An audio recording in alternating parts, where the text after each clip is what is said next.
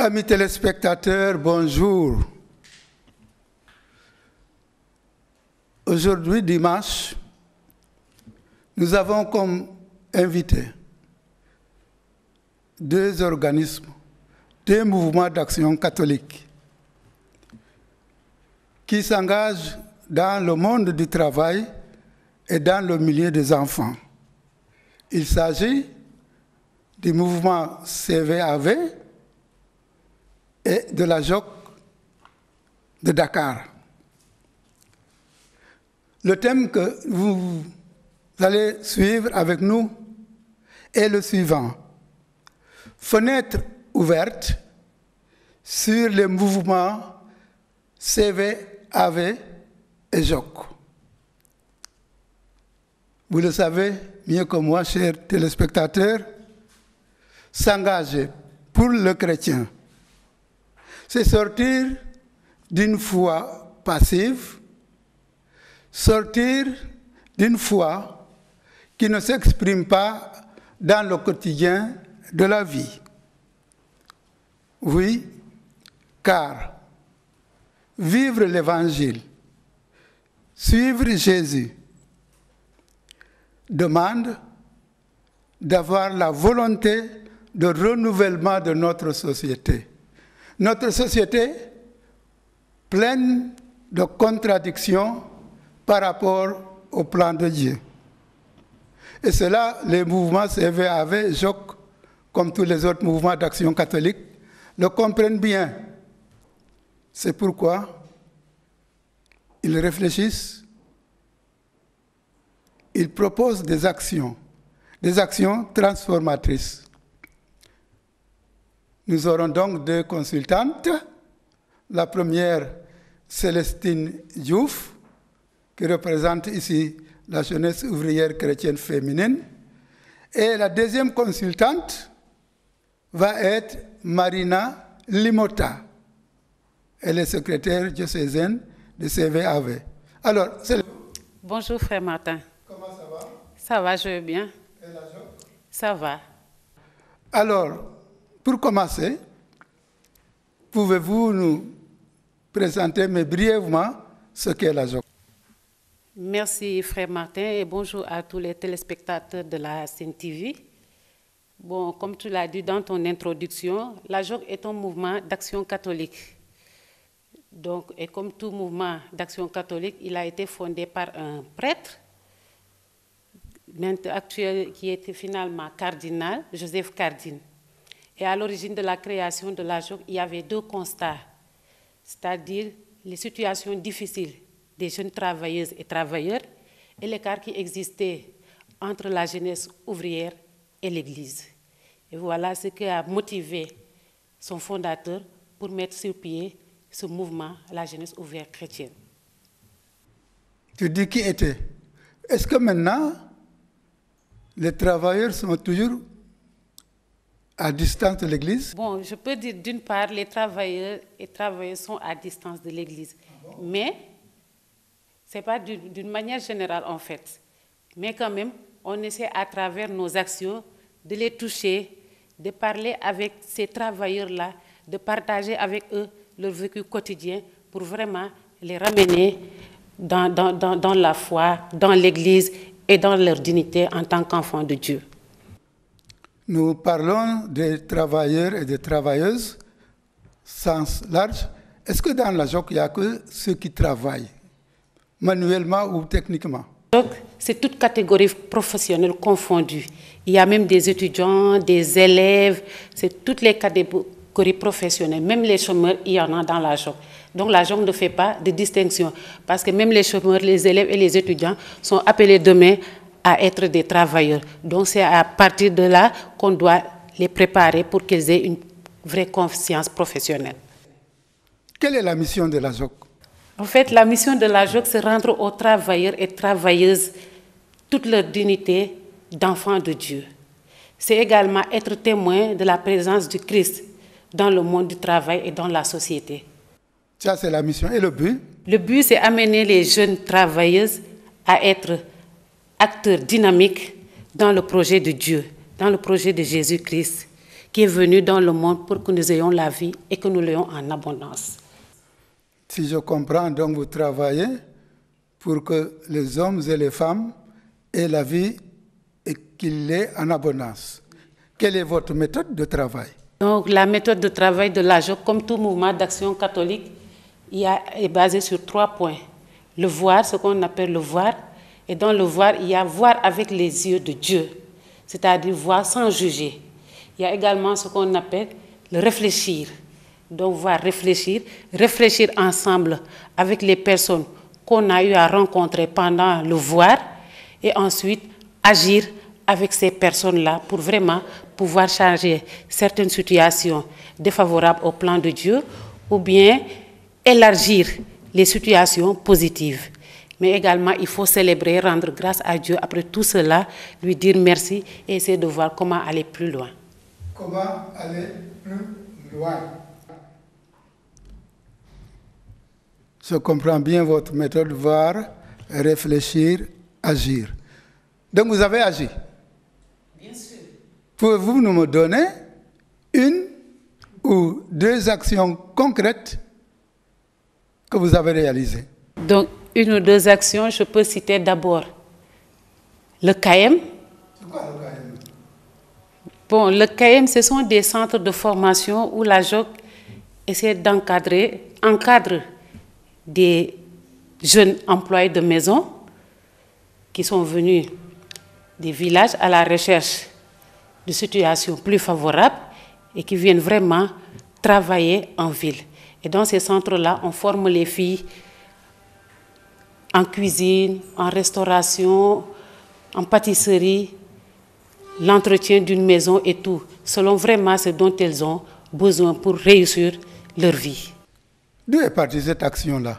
Comment vous avez fait pour arriver à cette action? Le CAEM, c'est conseil ou coordination? C'est le conseil d'appui aux employés de maison. Comment vous avez fait pour arriver à cette action? Donc je pense que c'est vraiment une longue histoire que je vais essayer de faire un ramassé. C'est parti d'une campagne d'année dénommée Éducation et protection des employés de maison. Donc, au cours de cette campagne d'année, on a eu à mener 2 enquêtes. Une auprès des employés de maison et une autre auprès des employeurs. Pour vraiment voir le vécu de ces jeunes travailleuses-là et ce que pensent également leurs employeurs. Et ces 2 enquêtes qui se sont déroulées en 1996 nous ont vraiment permis de mettre à nu les difficiles conditions de vie et de travail des employés de maison, mais également de montrer le besoin de formation de ces employés de maison-là. Et partant de là, continuant notre réflexion, on a réfléchi, comme je l'ai dit un peu plus haut, qu'il faut voir, réfléchir et agir. Quand on a vu tout ce vécu-là à travers l'enquête, on s'est assis pour réfléchir ensemble et voir ce que l'on doit faire. Et je pense que c'est dans ce sens-là qu'on a demandé à nos évêques, avec l'appui de notre conseiller national,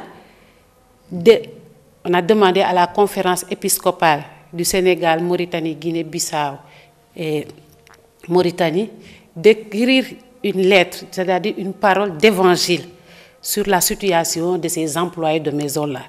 C'est que nos évêques ont accueilli favorablement et ils se sont mis à l'action. Un comité a été mis sur place, élargi à la Caritas, aux congrégations religieuses féminines. Et en 1998, plus exactement le 1er mai, les évêques ont sorti une lettre pastorale intitulée « Conditions et rôle de la femme dans notre société, les employés de maison ». Et après cela, il y avait également une suite à donner cette lettre parce que dans la lettre, les appels avaient émis des appels envers les autorités, les gouvernants, la JOC en tant qu'association, les syndicats et les ONG. Et maintenant, la JOC a pris vraiment ce qui l'intéressait ou bien ce qu'elle pouvait faire et a mis sur pied ces centres de formation-là pour vraiment pouvoir encadrer ces employés de maison afin qu'elles puissent améliorer leurs conditions de vie et de travail.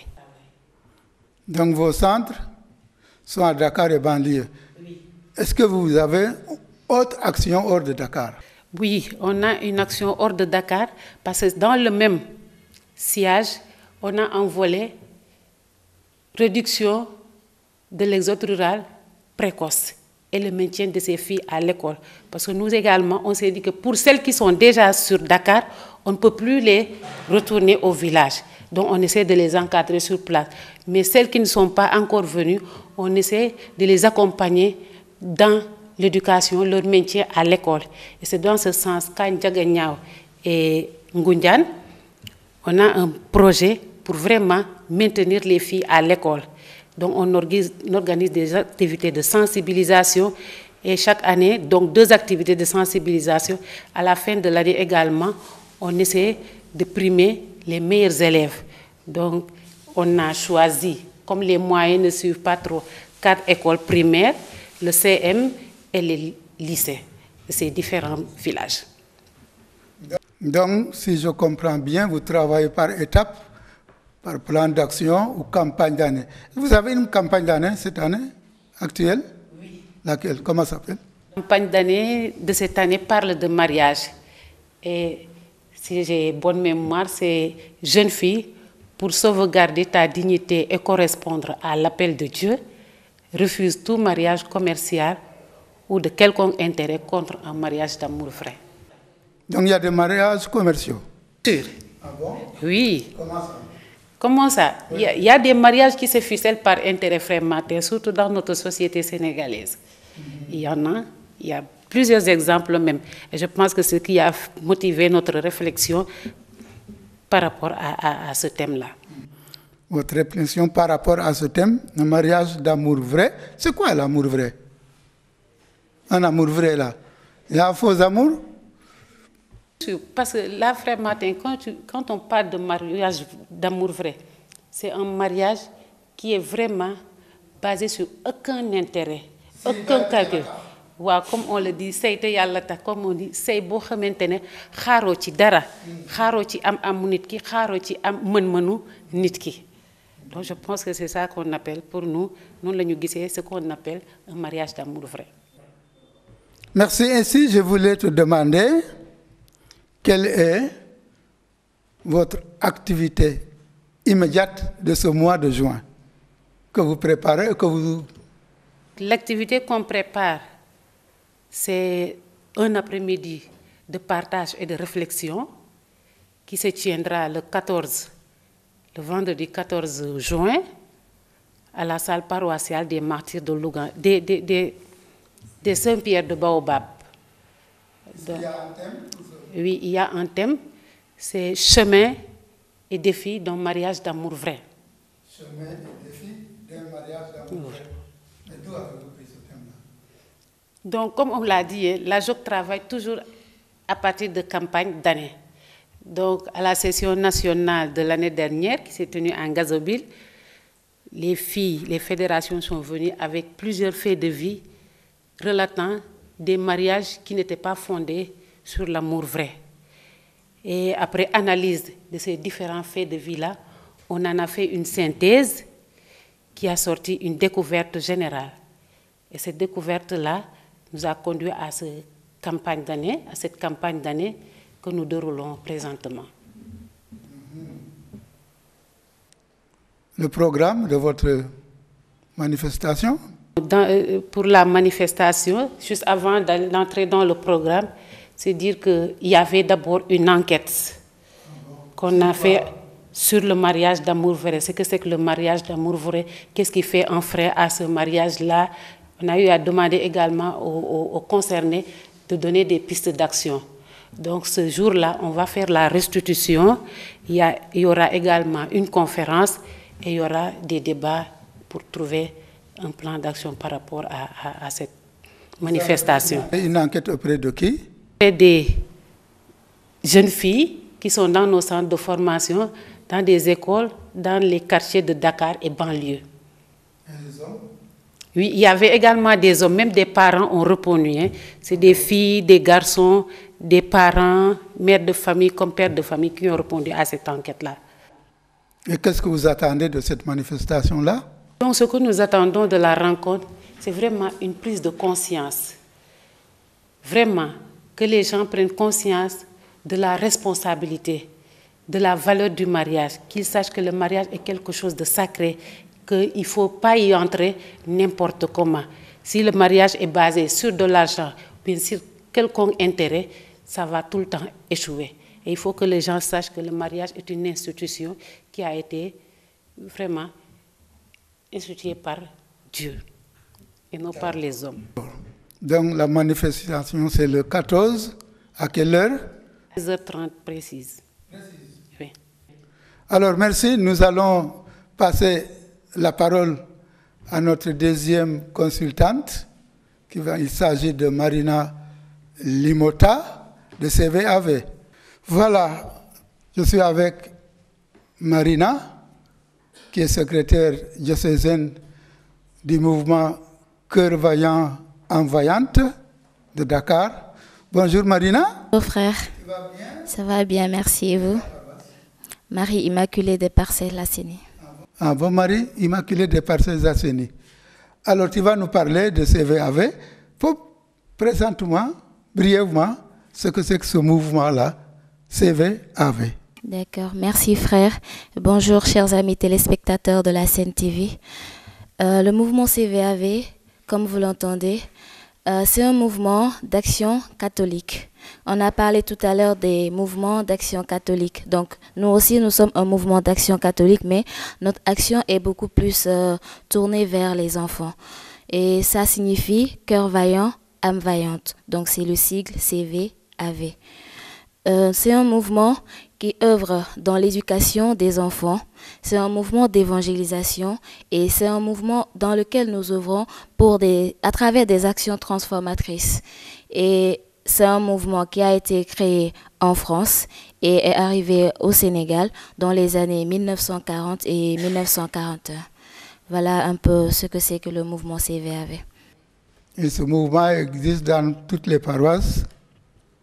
Presque, non? Presque toutes les paroisses et de nos jours, ça s'agrandit de plus en plus. Nouvelles paroisses, nouvelles communautés et le mouvement est là. Quel est son but? Le but du mouvement CVAV, c'est de promouvoir l'évangélisation des enfants par les enfants, de créer un espace d'expression pour les enfants, de contribuer à l'éducation des enfants et de participer à la formation des enfants. Donc, participer à la formation des enfants. Avec quelle méthode? Nous avons aussi l'habitude d'utiliser la méthode de révision de vie, la méthode de l'action catholique, le voir, juger, agir, évaluer, célébrer, même si on a plus tendance à parler de réfléchir au lieu de juger. Juger. Pourquoi vous avez préféré réfléchir? Au Conseil national, nos aumôniers, ils ont dit, genre, juger, c'est un peu fort. Genre, si pour les enfants, le thème juger, ça peut être un peu plus fort, mais la compréhension du thème réfléchir, c'est beaucoup plus adapté aux enfants. Donc, on a plus tendance à utiliser l'expression réfléchir. Vous avez une pédagogie spéciale pour les enfants, j'espère. Comme laquelle? C'est pourquoi certains nous tassent souvent d'être un mouvement d'amusement. Je peux le dire ainsi, parce que souvent nous, notre éducation, c'est par le chant, c'est par le jeu. Parce que ce sont des enfants, ce sont des petits êtres, donc nous nous mettons à leur niveau et à travers le jeu, à travers le chant, nous pouvons leur enseigner tout ce qui est nécessaire. C'est très bien. Alors, vous avez un plan d'action? Lequel? C'est un plan d'action qui a été mis en place au Conseil national précédent en 2018 et c'est pour 2021. Le nom c'est Cargador Divida. Cargador Divida. C'est une expression créole qui signifie porteur de vie. Vous portez la vie? Bah oui. Vous vivez. Il y a dans la lettre du pape, après le synode là, il dit le Christ est vivant et il nous veut vivants. Est-ce que vous dites ça aux enfants? À travers nos actions, à travers ce que nous voulons faire durant ces 3 années à venir, ou bien ce que nous avons déjà commencé à faire, nous essayons de faire porter la vie aux enfants, nous essayons de leur susciter la vie et cet amour en eux, parce qu'il est temps que les enfants retrouvent leur place au sein du mouvement CVAV.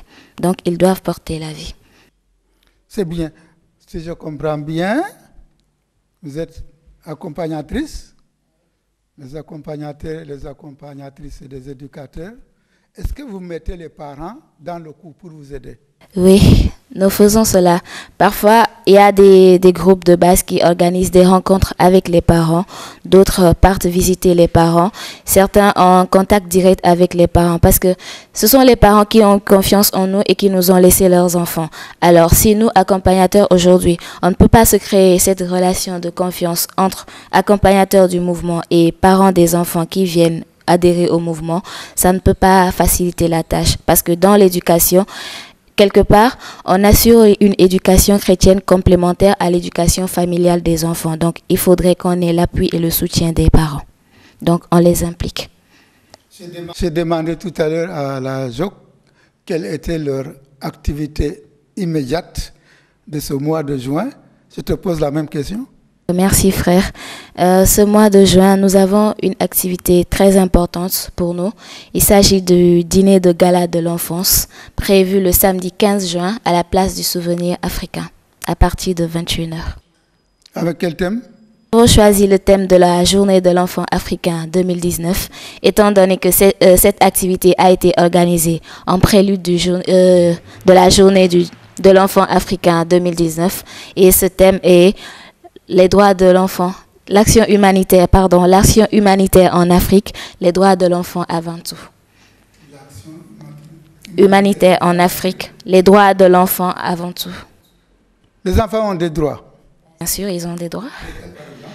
L'enfant, il a le droit de vivre dans une famille, il a le droit à l'épanouissement, il a le droit au loisir, il a le droit à la santé, une multitude de droits. Alors, qu'est-ce que vous attendez de cette manifestation-là du 14 à la place du souvenir? Le 15 juin. Oui, le samedi 15. 15 juin. À quelle heure? À partir de 21h. À partir de 21h à la place du souvenir. C'est exact. Ce que nous attendons, c'est que les invités sortent en masse pour venir nous soutenir parce que cette activité, ça fait partie de notre projet pour cette année parce que nous avons commencé une sensibilisation, nous sommes en formation sur l'axe droit de l'enfant et maintenant nous aimerons poser une action concrète sur les droits de l'enfant. Il y a des enfants aujourd'hui qui sont en difficulté, il y a des enfants qui sont jetés dans les centres d'accueil ou bien dans les orphelinats. Donc nous, CVAV de Dakar, on aimerait aussi participer à cette action que les orphelinats font ou bien que les maisons d'accueil font. Donc nous organisons ce dîner pour pouvoir avoir quelques dons ou bien quelques bénéfices et pouvoir contribuer au bien-être et au bonheur de ces enfants en difficulté. Votre dernier mot en direction des parents, des invités, des gouvernants et de l'Église? Moi, je dirais que les parents continuent de nous soutenir comme ils ont l'habitude de le faire parce que nous aussi, on a vraiment besoin du soutien des parents. Pour les autorités, qu'ils prennent en compte nos interpellations parce qu'aujourd'hui, les enfants sont de plus en plus maltraités. Ils sont dans les rues, ils sont dans des endroits qui ne sont pas dignes d'un enfant.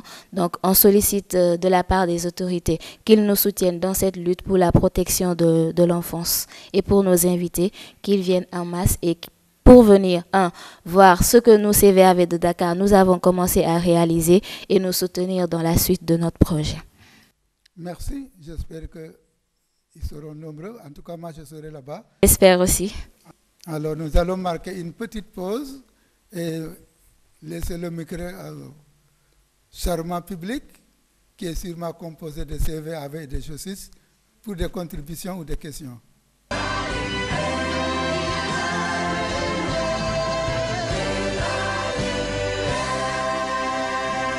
Merci à vous, frère Martin, et à nos deux consultantes du jour.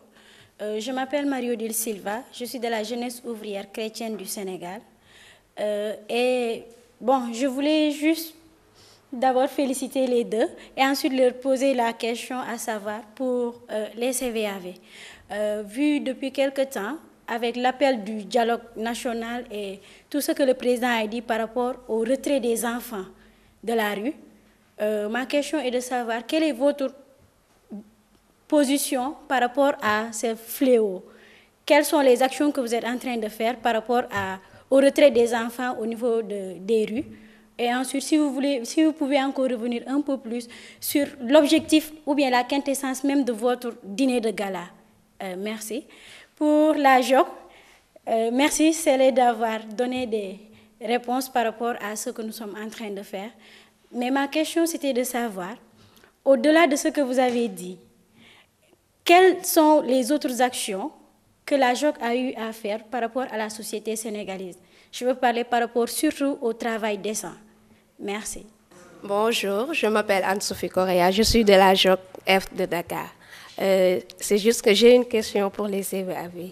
Quel est le but de votre dîner de gala? C'est pour soutenir les enfants ou bien c'est pour soutenir votre mouvement? Merci. Bonjour, mon nom est Marie Gomis, je suis de la jeunesse ouvrière chrétienne du Sénégal. Vu que Tassele a parlé de notre campagne d'année, voici la découverte générale que nous avons eu à faire pendant les moments de réflexion. Dans une société sénégalaise baignée dans l'ambiance du monde numérique, où les réseaux sociaux façonnent nos manières de vivre ensemble, les jeunes aspirent à un mariage d'amour vrai. Mais de nombreuses barrières, comme la trahison, le mensonge, la recherche effrénée de l'argent, font obstacle à l'appel de Dieu. C'est pour cela que nous avons porté notre thème de campagne qui est « Jeune fille, pour sauvegarder ta dignité, correspondre à l'appel de Dieu, refuse tout mariage commercial ou quelconque intérêt contre l'amour vrai. » Merci. Voilà, j'aimerais poser une question à la JOC. Pour le thème de leur après-midi, elles ont dit c'est mariage d'amour vrai. Alors j'aimerais savoir maintenant, et les gens qui ne croient pas en l'amour vrai, quelle est leur place dans cette activité? Est-ce qu'ils sont invités ou bien est-ce qu'ils sont évités? On aimerait une petite précision par rapport à cela. Merci. Voilà, merci au charmant public composé de justice, CVAV. Alors, Madame Célestine Diouf, vous avez quelques questions, les réponses? Merci au charmant public. D'abord, je veux commencer par répondre à Marie-Odile qui parlait des autres activités de la JOC. Je pense qu'il y en a beaucoup. Peut-être qu'on peut en citer quelques-unes. Donc, parlant des activités, elle a même parlé du travail décent. Je pense qu'on a eu à faire un forum sur le travail décent pendant les 75 ans de la JOC. Il y a également ce qu'on a eu à faire avec les employés de maison, c'est d'essayer d'avoir un statut particulier pour les employés de maison qui sont dans des foyers sénégalais. Donc tout ça pour vraiment dire que le travail décent, ce n'est pas seulement de l'argent, c'est vraiment rendre à la personne sa dignité d'homme de Dieu, ne pas l'exploiter. Il ne faut pas mettre au devant l'argent, mais respecter la personne, ça lui donner toute la considération d'enfant de Dieu. Je pense que c'est en fait ça. Et pour dire également, il a parlé de la Convention 139 qui parle des employés de maison, dont la JOC a eu à participer à la 100e conférence en Suisse. Et on en a parlé, on est en train également de suivre cela avec les syndicats nationaux. Maintenant, revenant à Marina, qui parlait de mariage d'amour vrai, c'est-à-dire l'activité du 14, je pense que tout le monde est invité. Et en écoutant Marie Gomis tout à l'heure, qui a parlé de la découverte générale. Donc, dans les obstacles de la découverte générale, il a parlé de trahison, de mensonges et de la recherche effrénée de l'argent, qui sont en frein à l'appel de Dieu. Et je pense que c'est toutes ces difficultés-là qui font que les gens ne croient plus en l'amour vrai. Et je pense que c'est ça l'action de la JOC. Ramener ces personnes-là afin qu'ils puissent retrouver cet amour, Ce n'est pas un amour qui est là dans les vents. C'est Dieu qui l'a instauré en l'homme. Et c'est à nous vraiment, notre travail, c'est vraiment de ramener ces personnes-là, de les sensibiliser, de les conscientiser, pour qu'ils puissent revenir et qu'ils puissent comprendre que l'amour est là et il y a des mariages qui sont fondés en l'amour vrai. Donc vous avez vraiment entièrement votre place dans cette rencontre-là, à cette rencontre-là, autant pour moi. Merci. On va faire appel à Marina. Merci, frère Martin. Alors, Marina, on vous a posé une question sensible. Les enfants de la rue, le gouvernement, tout le monde est en train de faire quelque chose pour les sortir de cette situation. Qu'est-ce que le mouvement CV avait fait aussi à son niveau? D'accord. Merci déjà pour la question. Souvent, nous commençons par la sensibilisation parce qu'avant toute action, il faudrait que les personnes concernées soient au courant de ce qui se passe exactement. Donc, si j'ai bonne mémoire, lorsqu'on était au Conseil national de Kolda en 2017, les enfants avaient fait des prestations, des représentations sur le fait que l'enfant n'a pas sa place dans la rue, mais plutôt au sein d'une famille. Et on a même écrit un texte, on a même fait un plaidoyer que les enfants ont déposé auprès du gouverneur à l'époque.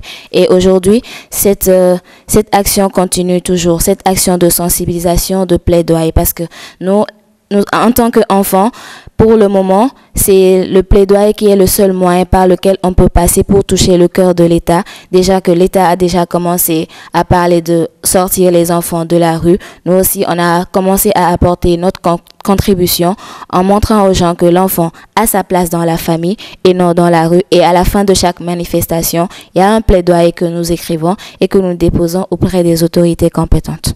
Voilà, merci. L'enfant à sa place en famille, à l'école et non pas dans la rue. Et si je comprends bien, tout homme, toute femme a une dignité à sauvegarder. Alors, amis téléspectateurs, c'était tout pour votre émission Parole, Vie et Foi. Nous nous donnons rendez-vous pour dimanche prochain.